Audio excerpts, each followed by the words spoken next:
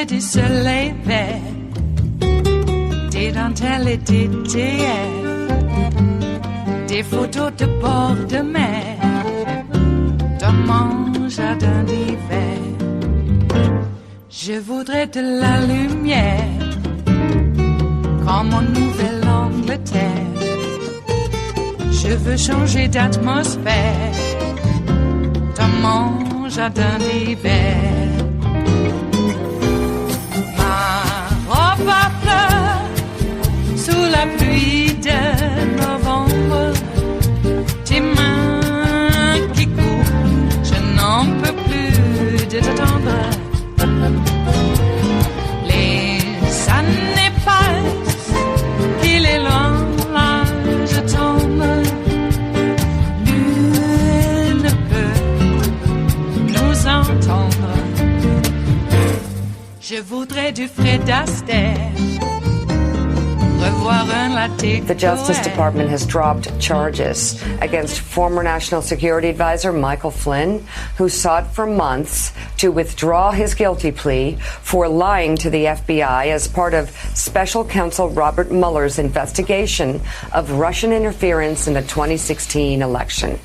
In the court filing, the DOJ argued that after reviewing its case, including notes from FBI agents that were publicly disclosed last week, Flynn's January 17th FBI interview that led to the prosecution, quote, was untethered to and unjustified by the FBI's counterintelligence investigation into Mr. Flynn, and conducted without any legitimate investigative basis. Wow. The U.S. Attorney for the District of Columbia, Timothy Shea, added, continued protection of this case would not serve the interests of justice. Shea was the only U.S. attorney to sign the filing, which drew considerable criticism from career prosecutors. The line, prosecutor Brandon Van Grack withdrew from the case shortly before the Justice Department argued it could not prove the charges. Willie, they're saying they can't prove charges that Flynn has admitted to twice in open court. He pled guilty twice. Donald Trump said himself that he was forced. Donald Trump said he had no other choice. Donald Trump said, I had to fire General Flynn because he lied to the vice president and he lied to the FBI. There's Donald Trump in a tweet specifically saying I had to fire General Flynn because he lied to the vice president and the FBI. He has pled guilty to those lies December 2nd, 2017, Willie. This is a shameful day for the Department of Justice, and that shame lies squarely on the Attorney General's shoulders. He doesn't care. Well, General, we should say again to our audience, because there's been so much happened since then, that General Flynn pleaded guilty twice to lying to investigators. He pleaded guilty. So you have what, in this case, prosecutors withdrawing a case in which they had already won 2 guilty pleas, which we'll talk to Claire McCaskill in a second about whether or not she's seen that before in her career as a prosecutor. But Attorney General William Barr did defend the reversal of the Flynn prosecution yesterday during an interview with CBS News.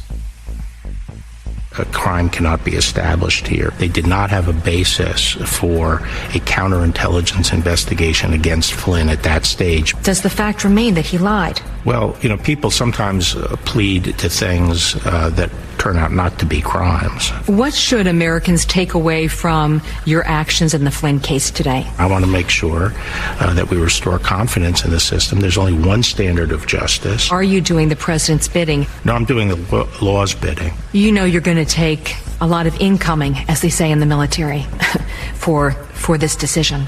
I'm prepared for that. But I also think it's sad that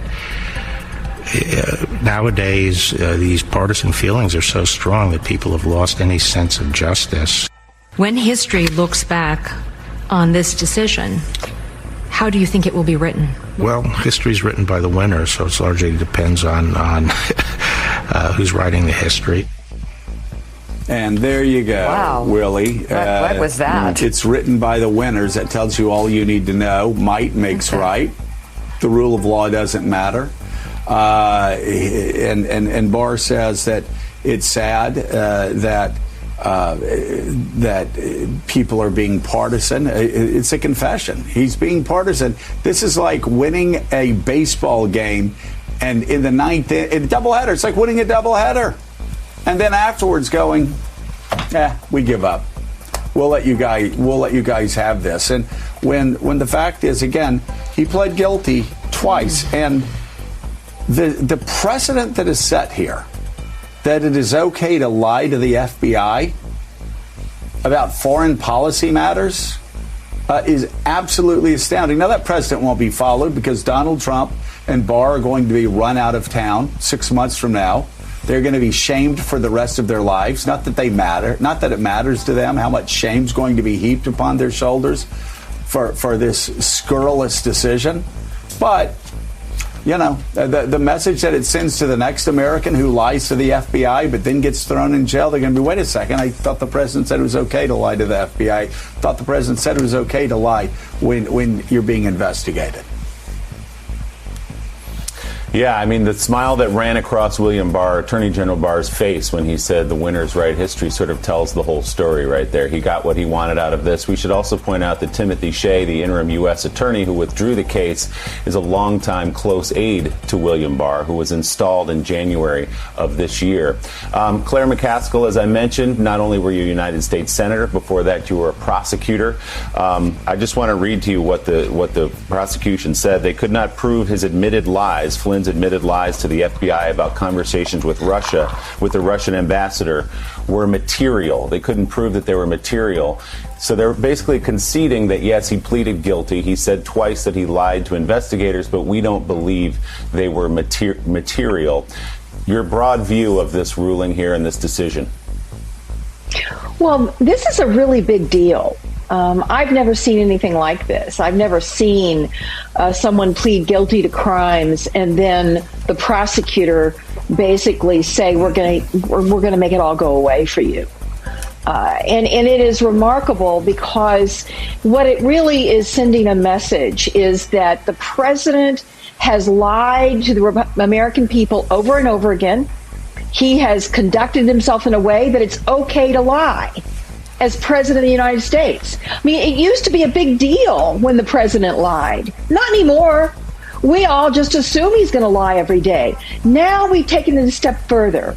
Now is it not only okay for the president to lie to the American people, it's okay for the American people to lie to the FBI. That is remarkable. And what it says, think about this for a minute, the politics of this.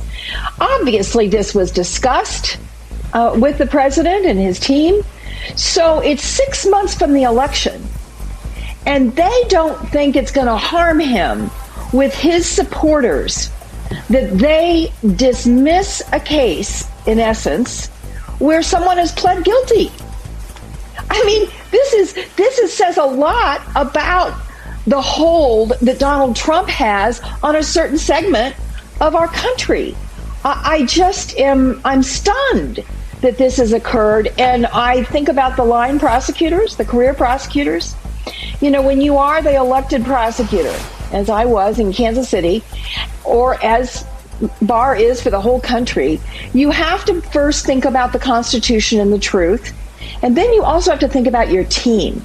You have to think about the FBI agents and the thousands of prosecutors out there doing their best every day. He has just slapped them all in the face. It is Friday, the 8th of May of 2020, and you are in West Coast Cookbook and Speakeasy. I am your chef de cuisine, Justice Putnam, and our daily special is Blue Moon Spirits Fridays. Hey folks, we are all Nighthawks in the Diner of Life. Well, we deserve a French 77 or some other mind-altering substance after what went on yesterday. My God. Bill Barr basically said there's really just one kind of justice in America, and you are not in it. No, you aren't. None of us are. We aren't part of the club, and that's why it's been working really different for us. Yeah, there's one kind of justice. Well, he did audition for the part now, didn't he? So one could argue in court say that Bill Barr's illegal offenses were premeditated and not a crime of passion for dear Lita. I was overcome with passion. I just had to protect him. I couldn't help myself. No, that was premeditated. He said in his open letter that he would not only abuse the law to get Trump off, he would also go after his political opponents and the investigators who investigated him. For what? Yeah. Some people would have called it treason if cyber war was part of the protocols in which you would be, tried and convicted for treason because it's during a war. Well, let me put it this way. Russia declared war on us. We are in a war, and it's more than just a cyber war. When you're able to manipulate not just elections, but power grids, that's not just cyber war. That's something entirely different now, isn't it? Well, on the other hand, the pandemic has thrown Putin for a loop. He had all sorts of plans, and apparently his plans did not include a pandemic. Because it was all just a hoax anyway. And if it wasn't a hoax, well, you're going to use that tragedy to, disaster capitalism yourself. You got to move on up. I was always told as a kid, capitalism is pretty much profiting off of the misfortune of others. Now's the time to make money during a tragedy. I always thought it was immoral. And I'm not that good of a businessman. I can't suspend my moral structure to make a buck. I just can't. Wow. But you got the Trump campaign. Yeah, they're selling masks. Probably made in China. Probably. Yeah, Parscali out there with... It's not really a mask. It's one of these bandana type things that do fit around your ears. But it's like a bandana. I don't, it's a cloth covering. It's not a mask. But they're selling them. And I want to know, if I buy the Whitaker Big Dick toilet, do I get a mask or two with that, or does it come separate? All right. See, I just don't have the business acumen to be able to part people from their money. Or do I part money from people? You know what I mean. I'm going to take what's in their pocket, put it in mine, walk away. I can't, there's something wrong with me. I like the idea of a fair exchange. And that is not happening now with Bill Barr as AG, is it? Mike Flynn is a traitor. Mueller proved that. Except Flynn and McFarland both lied. Twice, in Flynn's case, and more, actually. Because there's some other crimes that he was charged with that they decided not to charge him with as part of his plea deal. But apparently, according to Bill Barr, at the time that the FBI was investigating him, they didn't really have anything on him then. They only found it afterwards. Well, okay, that's how it works, right? You're looking at him for one thing, and then you get him for another, or maybe you're looking at him for something you suspect him of, and then you catch him in a lie about it. We're not in a banana republic. We're in something completely different than that. Please.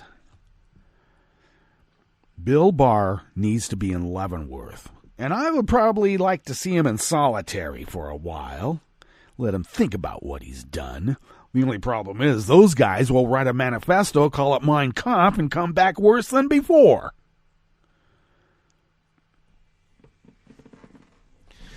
If history is any kind of precedent.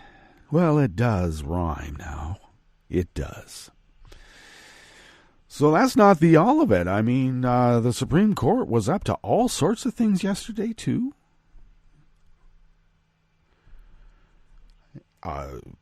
the Chris Christie case, Bridgegate. Yeah, it's not like a federal crime to, do some corruption. And it was only, after all, just a couple of lanes, traffic lanes. I keep hearing that I know. It's hard when people who are part of a crime were your friends, and you know them in a way that people don't really know them, and you can make all sorts of justifications like, they didn't really think like that. They had kids. Then they weren't able to see their kids in all this time, and how are they going to get their lives back? The Supreme Court ruled that because property wasn't exchanged, it wasn't really a crime. It was just cheating and causing misery, so because of Christie's run for governor. He wanted Democratic mayors to endorse him, and the one who didn't had his town's on-ramp and off-ramp messed around with. To the point where a lady had a heart attack and the ambulance couldn't get to her. There was other instances, people trying to get to the hospital to give birth. I mean, all sorts of things happened. Now, call me old school, but there used to be a time that if someone was impeded from getting from point A to point B, and point B was the hospital or emergency room, there was a value attached to that. What about a taking? Did they give a proper equal market value for delaying people who couldn't get to the hospital ER room for a heart attack? Sounds like a government taking to me when government messes around with a highway system because some politician didn't kiss another politician's ass. Supreme Court said that's not a crime unless property is involved. All right. They make it up as we go along, and apparently, my assessment, there is one kind of justice in America, and we are not in it. What's on the rest of the menu here? Because we do have a curated show. Well, at the top, that was Morning Joe. I don't know. I just had to grab it. Well, Barr dropping criminal charges against Flynn is a shameful day for the Department of Justice, if not the whole of America. And I mean all the way from the North Pole down to the tip of Peru. Really. I'm serious. It's the whole Western Hemisphere, if not the whole world, but we'll just call America the Western Hemisphere for now, because it is. On the rest of the menu, Representative Ken Buck, the chair of the Colorado Republican Party, was caught on tape pressuring a district GOP party chair to illegally sign a false affidavit certifying the results of a district assembly vote. That sounds patently illegal, like election manipulation. Will this guy go to jail? Probably not, because there's only one kind of justice in America, and you and I are not in it. Trump has been illegally hiding his taxes from Congress for 400 days. And an Arizona GOP congressman says the virus safety rules in another state illegally violate religious liberty. What? The religious right to infect others as you would have them infect onto you. After the break, we then move to the chef's table, where Australia is set to ease its coronavirus restrictions in 4-week stages. And New Zealand will back Taiwan joining the World Health Organization due to its success with the pandemic. Wait until China finds out. All that and more on West Coast Cookbook and Speakeasy. Bon appetit.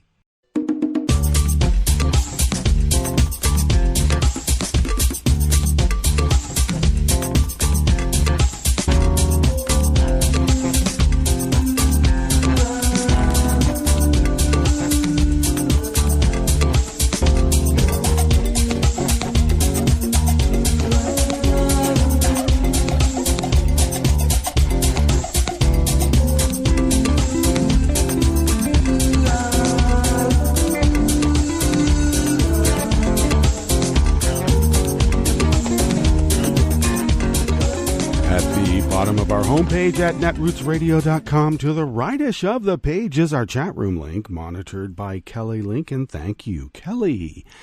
To the leftish of the chat room link at the bottom of our homepage at netrootsradio.com is our link to our Patreon site. And if you could become a recurring Patreon of Netroots Radio, your generosity helps us pay our bills.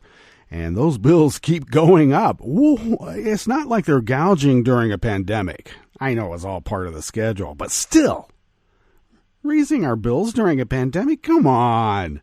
But thank you for your generosity, because in spite of that increase, we are still able to pay our bills, which means we're able to fly just under the radar and continue resistance broadcasting as the founders originally intended so many eons ago. Maybe plural. Maybe. If you would like to follow Netroots Radio on Twitter, do so at Netroots Radio. Tom takes care of that, and thank you, Tom. I, of course, take care of at Justice Putnam on Twitter. Go ahead, follow me there. I post the show notes and links diary on Daily Codes about 10 minutes before showtime, and then get that linked up on social media, because that's what you do. If you would like to follow the show on Twitter, do so at Cookbook West, and pick up podcasts by way of Spreaker, Stitcher, TuneIn, iHeart, YouTube, iTunes, and wherever podcasts can be found. Wherever they are. They're everywhere. Ubiquitous, as they used to say back in the day. Maybe they still say that. I know I do. Okay, let's dive into this first offering here out of the American Independent by Dan Desai Martin. Representative Ken Buck, the chair of the Colorado Republican Party, was caught on tape pressuring a district GOP party chair to sign a false affidavit certifying the results of that district assembly's vote on the nomination of candidates for a Republican primary to replace its term-limited state senator. Sounds like a quid pro quo. Or maybe it was just a strong arm. State Senate District 10 Assembly delegates voted on the 22nd of March on the candidacies of Republican activist David Stever and State Representative Larry Liston to run for the seat. With a 30% vote threshold for advancing to the June primary, Stever received 24% of the vote. Liston received 75%. In the midst of allegations by Stever and supporters of irregularities in the Assembly voting process, Buck spoke to State Senate District 10 Party Chair Eli Bremer during a meeting of the Colorado Republican Party Central Committee. On a tape of the conversation obtained by the Denver Post. Oh, tell me more. How'd you get that? Buck can be heard telling Bremer, "Do you understand that the order of the Executive Committee and the Central Committee that you will submit the paperwork to include Mr. Stevers and Mr. Liston on the ballot, with Mr. Liston receiving the top line vote?" Bremer responds that he understands that the Central Committee had adopted a resolution that requires me to sign a false affidavit to the state. "And will you do so?" Buck asks. Bremer tells Buck that he will seek legal counsel to find out if I am putting myself in jeopardy of a misdemeanor for doing that. This is all on tape. You've got a sitting congressman, a sitting state party chair who is trying to bully a volunteer. I am a volunteer. I don't get paid for this into committing a crime, Bremer said. Buck told the Post that he did nothing wrong, saying, "What I was asking Eli to do was not to commit fraud. I was asking Eli if he understood the decision of the Central Committee and if he was willing to follow the request of the Republican Central Committee." Well, Bremer replied to that charge, "This is a position that my party has put me in. The state party has not only commanded me to do something that is demonstrably not legal, they put me in legal jeopardy." Well, we all know Buck's congressional office would not comment on matters related to Buck's position as state party chair because, that's supposed to be separate somehow between his legislative duties and, running strong arm group for the Republican Party in Colorado. And the party did not immediately respond to a request for comment because Buck's part of that too. He leads it. No comment. Well, we remember Buck, a staunch conservative, was elected to Congress in 2014 and was elected chair of the Colorado Republican Party in 2019 and is no stranger to scandal. Buck filmed a video of himself in March threatening former Vice President Joe Biden and former Representative Beto O'Rourke with a gun, saying, "If you want to take everyone's AR-15 in America, why don't you swing by my office in Washington, D.C. and start with this one," while pointing an assault rifle at the camera.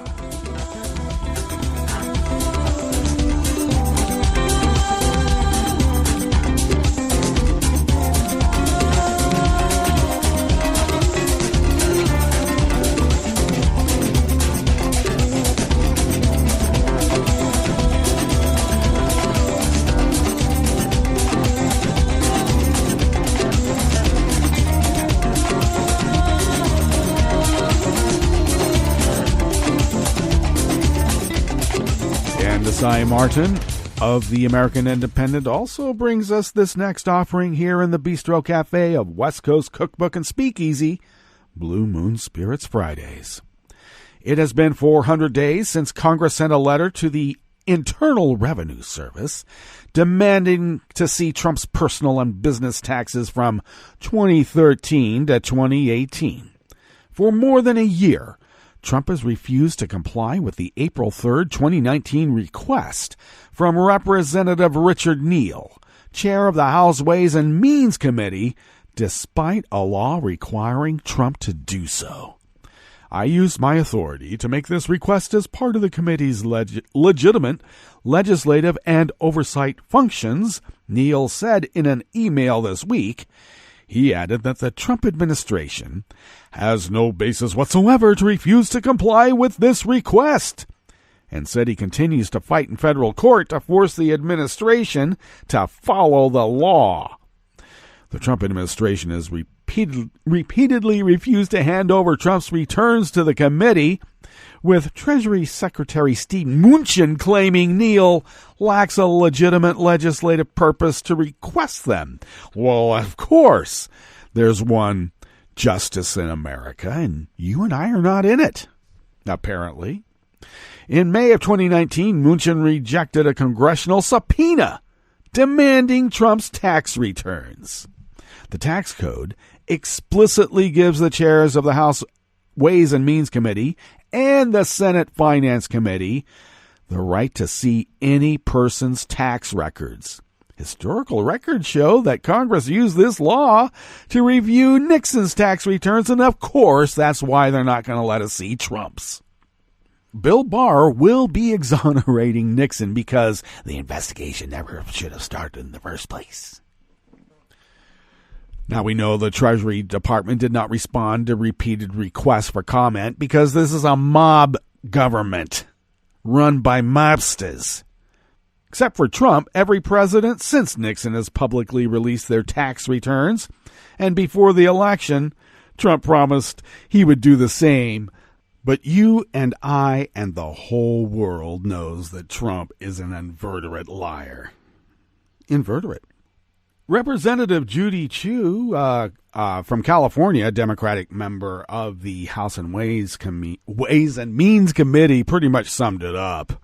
After 400 days of obstructions and lies, it's clear the president is disobeying the law because there is information about himself he wants to hide from the public.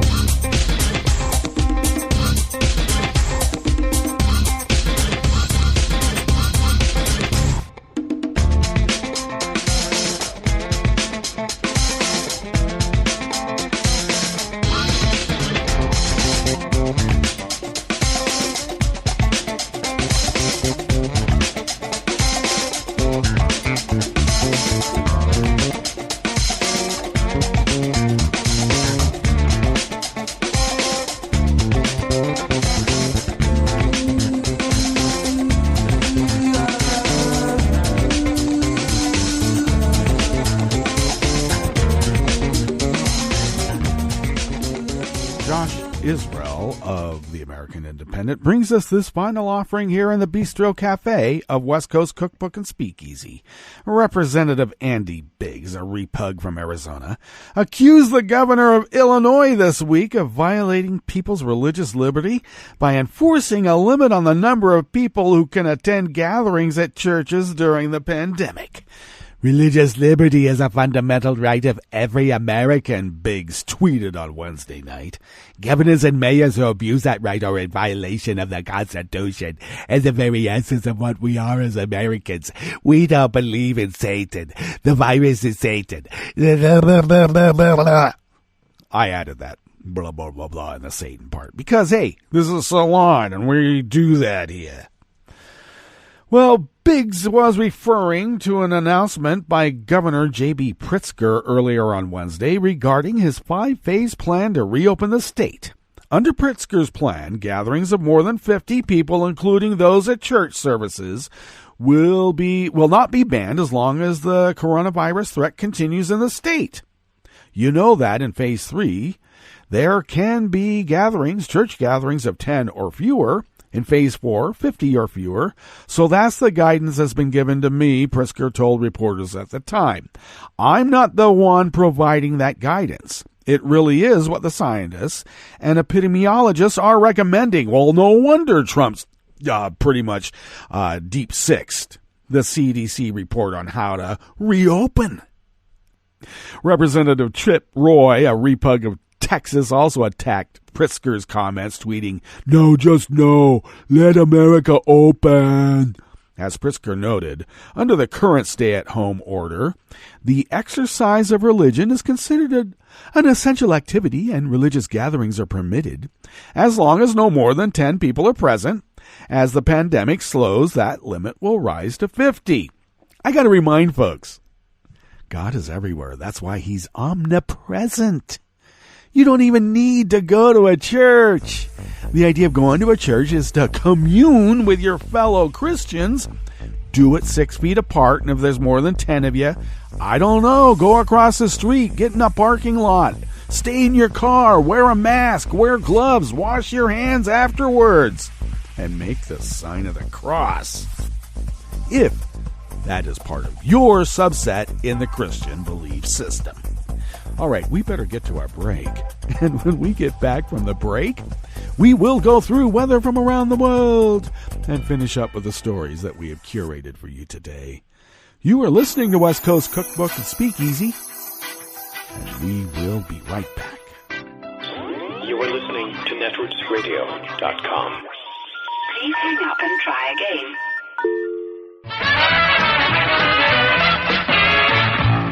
From a point at sea to the circles of your mind, a new force is at work for planetary transformation. New radio for a new Earth.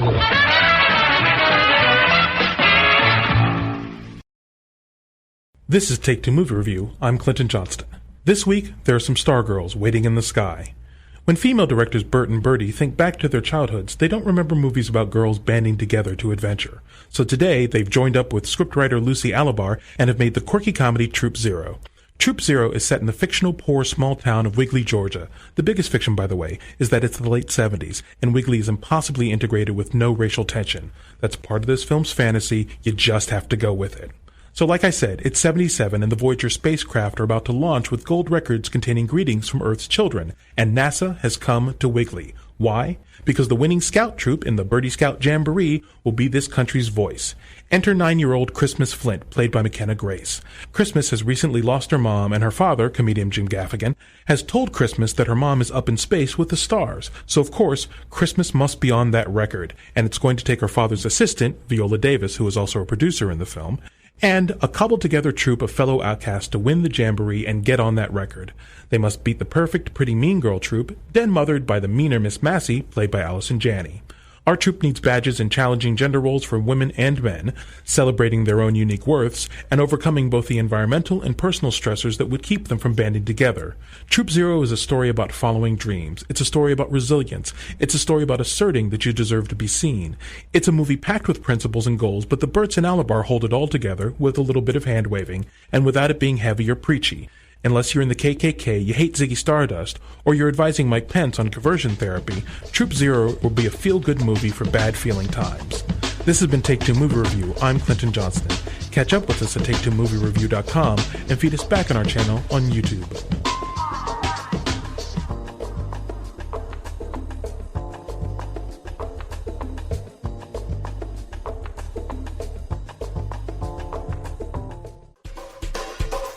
This is Scientific American's 60-Second Science. I'm Jason Goldman. Spend some time watching flamingos, and you might think that not much goes on in their tiny heads. But these elegant avians actually lead complex social lives. Each bird has certain other individuals it prefers to spend time with, and others it avoids. In other words, flamingos have friends. The Wildfowl and Wetlands Trust, the WWT, manages a number of wetlands in the UK, some of which have communities of captive aquatic birds, including flamingos. They didn't quite know whether they could just take a flamingo out of the environment and stick it in a new flock and it would be fine, or should they kind of care more about the social choices that the birds were making. Paul Rose, a psychologist at the University of Exeter's Center for Research in Animal Behavior. For 5 years, Rose and his team observed the daily goings-on of 5 of the world's 6 different flamingo species housed at the WWT Slimbridge Wetland Center in Gloucestershire. The 5 species were the Chilean, Andean, American, James, and lesser flamingos. The partnerships that we see between birds are non-random. The birds are choosing who to associate with. Male-female pairs spend time together, but so do same-sex pairs and even groups of 3 or 4, and those relationships can last for many years. The findings are in the journal Behavioral Processes. So there were some flamingos in the group that really didn't care who their partner was for that day. They would flit around and they would have many different relationships with many different birds. And of course there were other flamingos that were less social butterfly and more lone wolf. But even they had a few close friends. Those birds that were least gregarious had more investment in a smaller number of social bonds with flamingos that they knew really well. Rose thinks that flamingos may have evolved their social lives due to their wetland habitats, in which the resources they need are concentrated in a small area. The social organisation is layered on top of this need to be in one environment, so you have to be gregarious. If flamingos know their partners, if they know that these 6 birds, say, are friendly and they get on with them, they can then waste less energy scrapping and squabbling with other birds that they don't get on with. By spending time with their friends, flamingos can more efficiently direct their limited time and energy to activities like foraging and mating. If I want to go and stand on one leg and preen my feathers, I'll go and stand on my leg and preen my feathers next to Fiona because I get on with her, rather than next to Frank because I hate him and we'll just scrap. If all this sounds familiar, well, we all know a Fiona, as well as a Frank. Thanks for listening. For Scientific American's 60-Second Science, I'm Jason Goldman. Hi, I'm Tom Hartman, and since you're listening to netrootsradio.com, show your progressive side and go to the donate button on the bottom of the homepage. It's progressives like you who power Netroots Radio and keep the progressive message beaming everywhere 24 hours a day. Just go to our donate button at the bottom of netrootsradio.com. Thank you for keeping progressive radio at full power.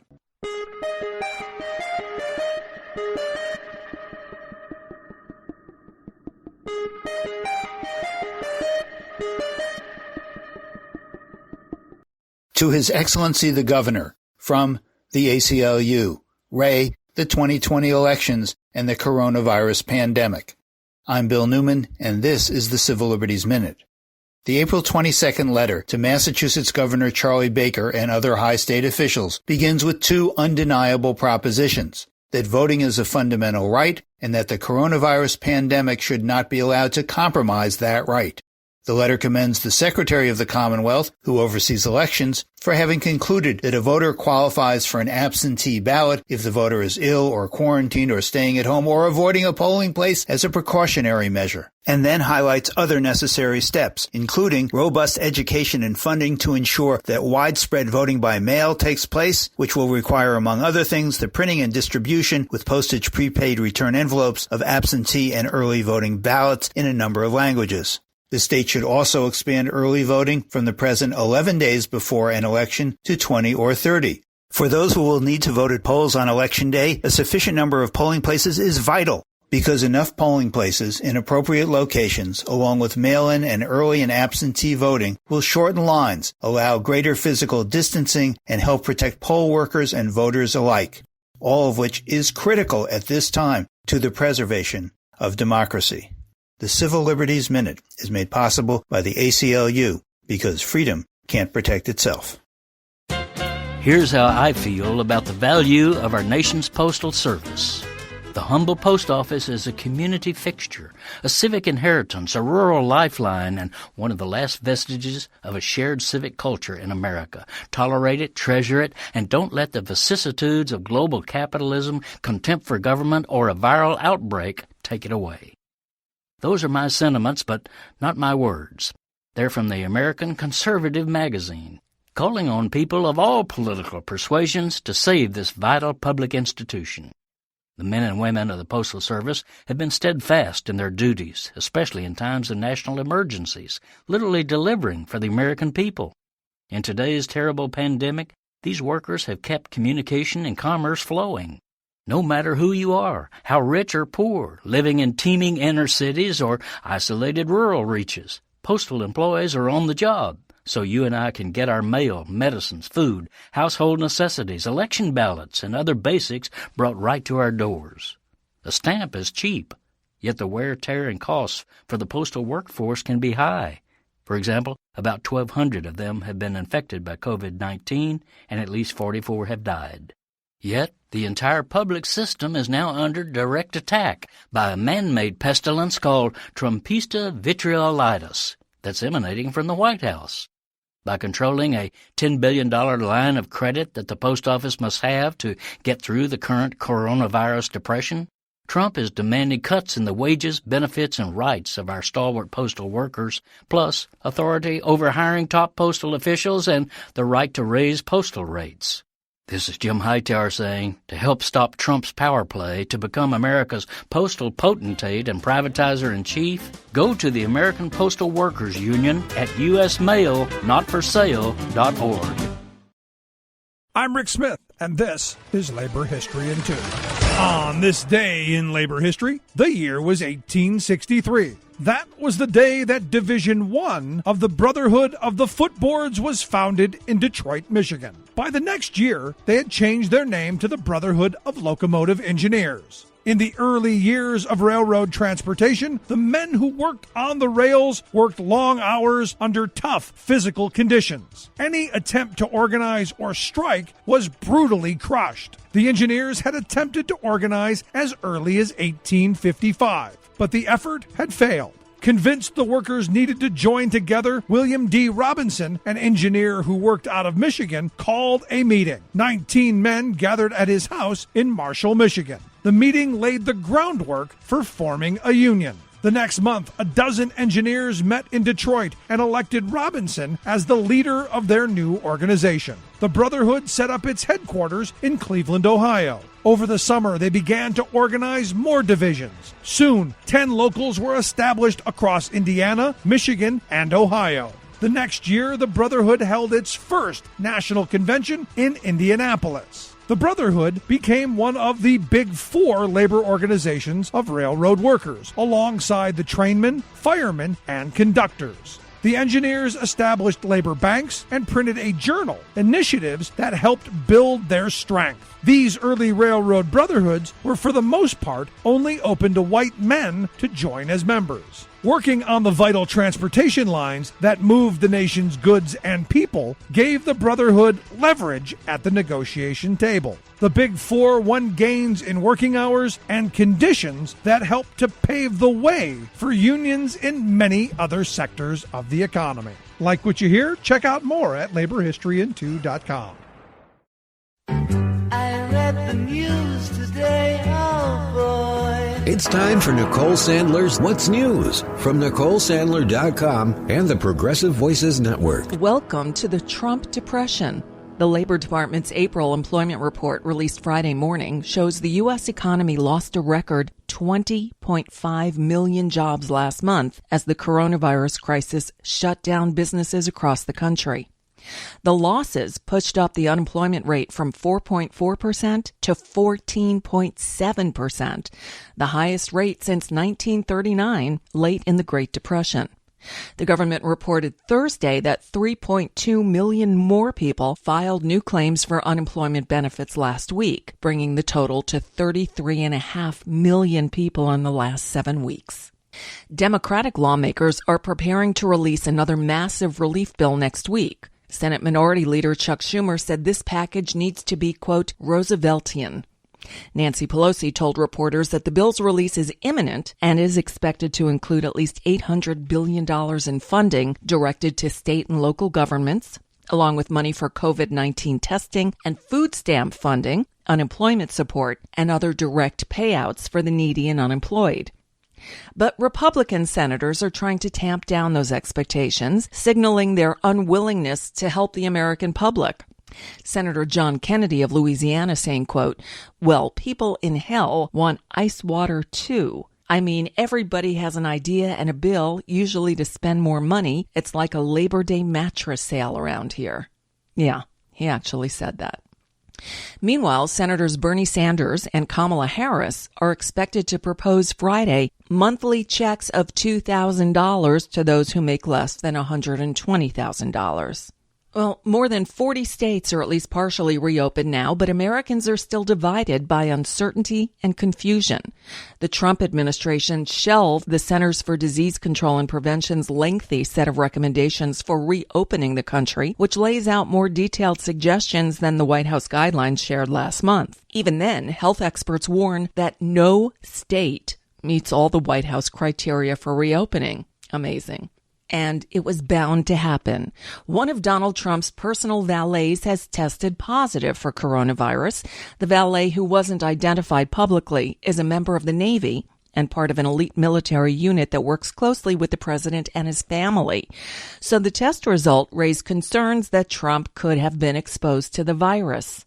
Trump was reportedly very upset when he learned of the valet's test result and was subsequently retested by the White House physician. Stay tuned. In non-COVID news, a bombshell dropped Thursday as the Justice Department moved to drop its criminal case against Trump's former national security advisor, Michael Flynn.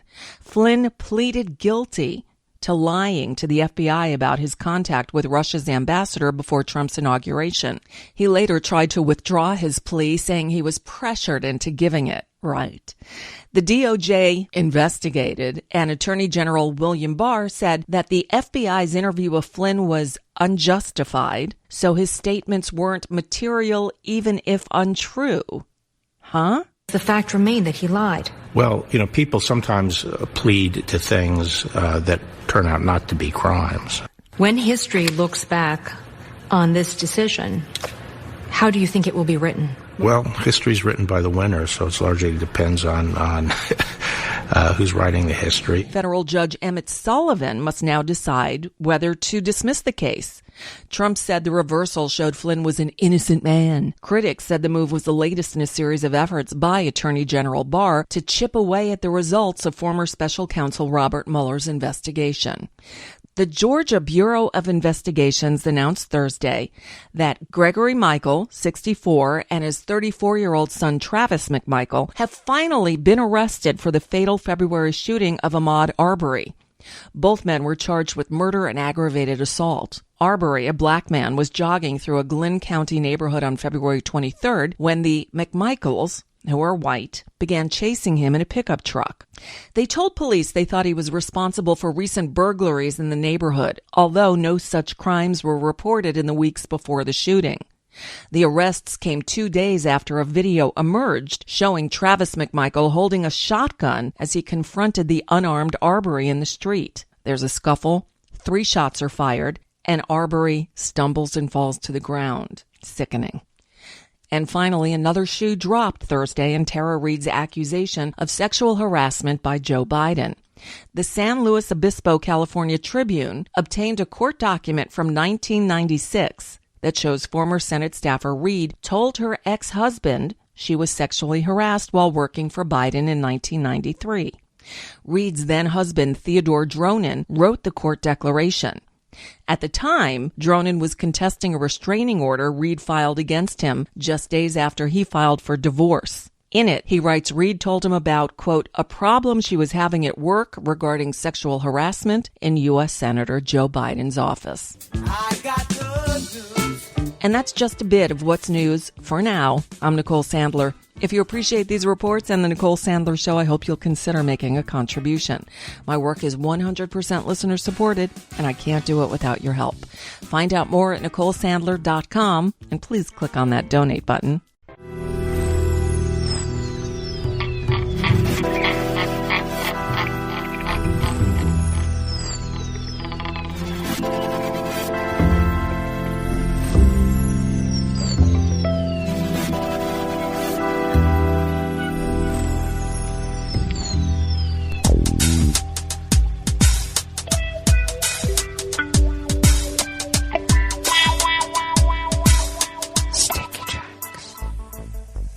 Thank you for accompanying us here to the Chef's Table at West Coast Cookbook and Speakeasy Blue Moon Spirits Fridays. We always begin, whether from around the world, along the banks of the Rogue River, in the Rogue River Valley of Southern Oregon on the west coast of the continental United States of America, where it is currently 51 degrees Fahrenheit.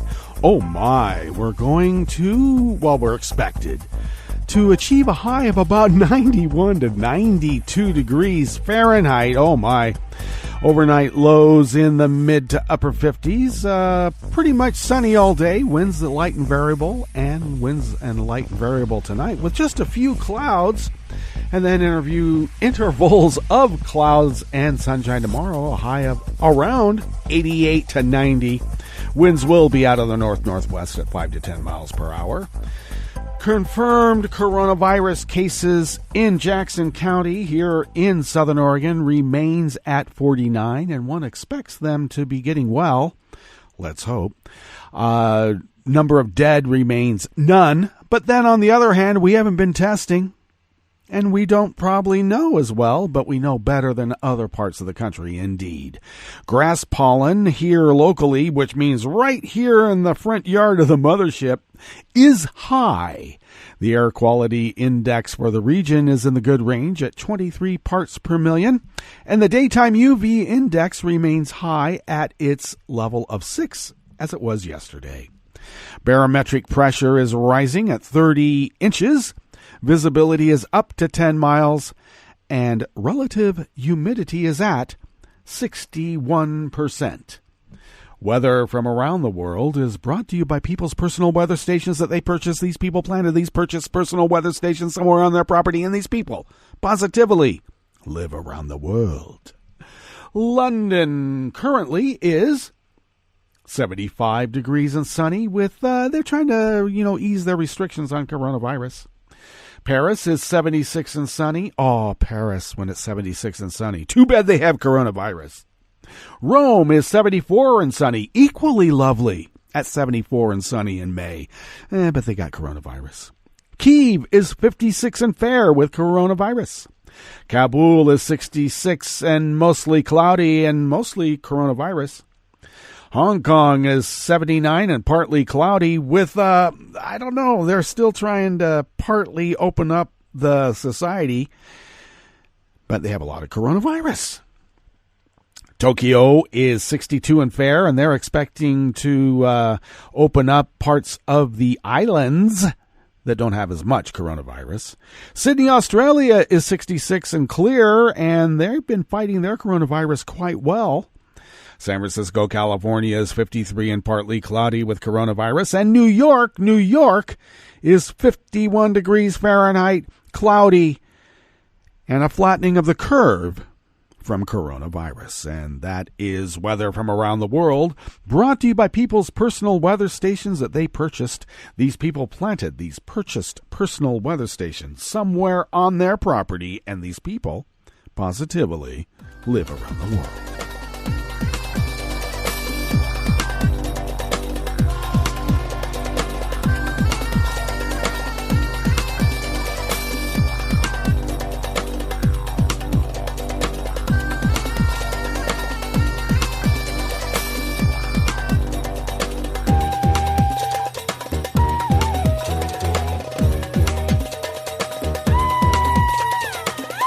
Colin Packham of Reuters brings us this first amuse-bouche here at the chef's table at West Coast Cookbook and Speakeasy. Australia will ease social distancing restrictions in a 4-step process, Prime Minister Scott Morrison said, as Canberra aims to remove most curbs by July and get nearly 1 million people back to work amid a decline in coronavirus cases, as far as we know. Australia in March imposed strict social distancing restrictions, which, coupled with the closure of its borders, are credited with drastically slowing the number of new infections of COVID-19, with fewer than 20 new infections each day. Morrison said Australian states and territories on Friday agreed a roadmap to remove most of the curbs, as opposed to our, 3,000 dying every day? You can stay under the doona forever. You'll never face any danger, Morrison told reporters in Canberra, using an Australian word for quilt. But we've got to get out from under the doona at some time. Morrison said it will be up to Australia's various states and territories to decide when to begin implementing each stage. Each step will likely be separated by 4-week transitions.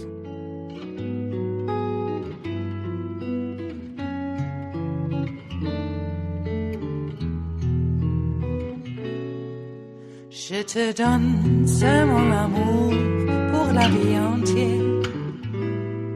La promesse de me trouver à tes genoux.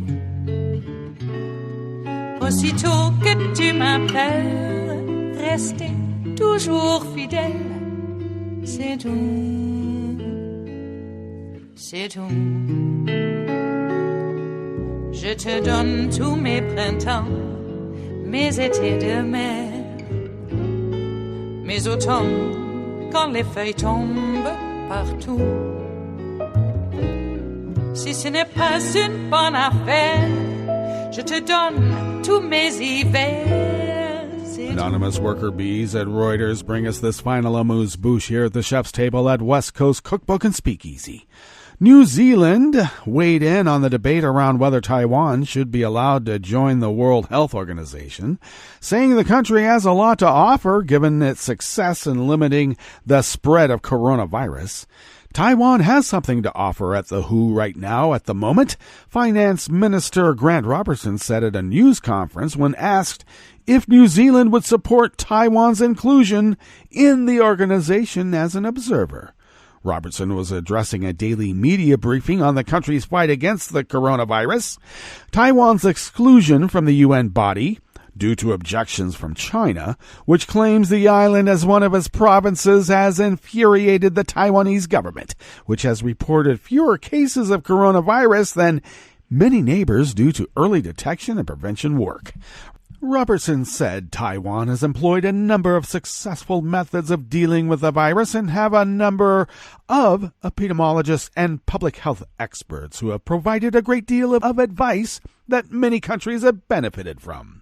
They have been an observer at the WHO in the past, and I think in this time of the post-COVID-19 crisis there is room for them to be there again, he said. Well, Taiwan attended the World Health Assembly as an observer from 2009 to 2016, when Taipei-Beijing relations were warmer. All right, that brings us to the end of our broadcast period for the day and the week. But you do know Netroots Radio is going to broadcast on, and we'll meet up here on Monday for River City Hash Mondays. So do stay tuned to Netroots Radio all day and all night for all the breaking news as it breaks. And we'll meet up here on Monday, right here, in West Coast Cookbook and Speakeasy. Bon appetit.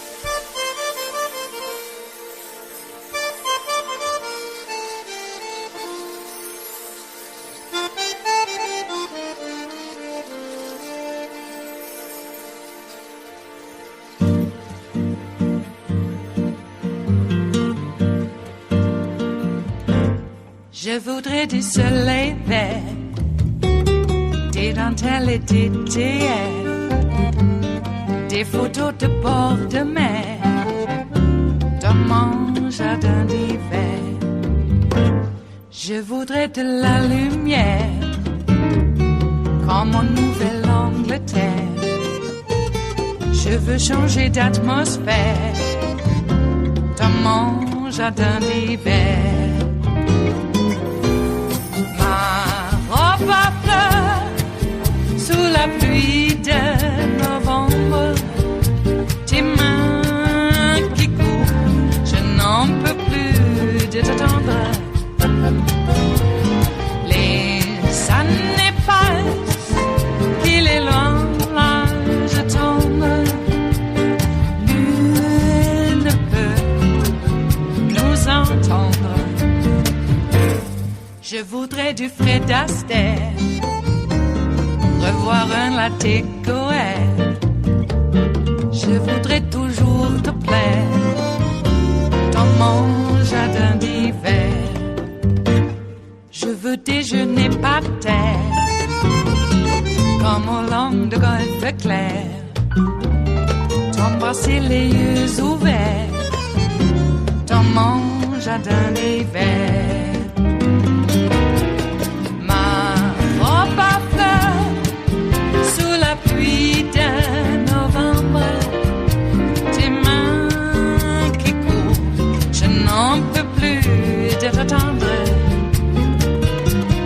Les années passent, il est loin, là je tombe. Nul ne peut nous entendre. Ba-da-da-dum-di-da-dum, ba-da-da-dum-di-da-dum, ba-da-da-dum-di-da-dum, dans mon jardin d'hiver. Ba-da-da-dum-di-da-dum, ba-da-da-dum-di-da-dum, ba-da-da-dum-di-da-dum, dans mon jardin d'hiver. Dans mon jardin d'hiver, dans mon jardin d'hiver.